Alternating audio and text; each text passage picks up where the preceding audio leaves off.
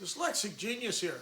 I'm working on a Vic XI, and when you first get the motor before you tear them apart, you crank them up, and I cranked it up, and I'm going, it has a broken spring. I called the customer and said that. Now what arises is you need to replace both springs. If one spring broke, the other one's going to break because it's over 120 years old. So I took the retaining ring out,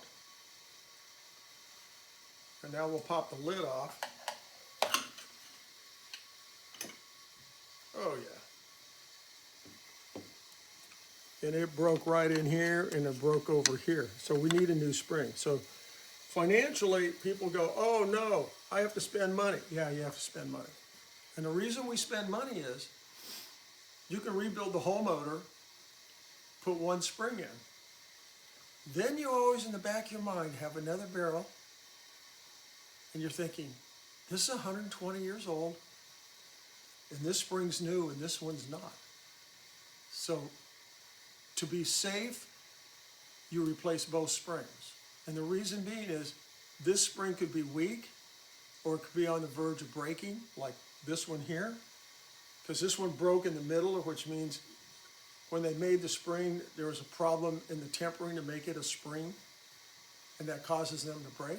So you need to replace both of them, because you don't want to rebuild everything, pull this one apart, clean everything, and then go. Down the road, it runs for 50 years, or it runs for 5 minutes. And this is, and then you go, oh no. So that's what we have to do, and this is why we do this. And that's my, oh, and one other thing is, it's missing the center arbor out of this. Somebody cobbled this together. This comes in here like that, but there's no arbor in here, which is this piece in the barrel, right here. So what do you have to do? I have to get 2 new springs and another arbor for this barrel. And Does the other barrel have an arbor? yeah, the other barrel has an arbor. So someone's been in here. Yeah, because see, this has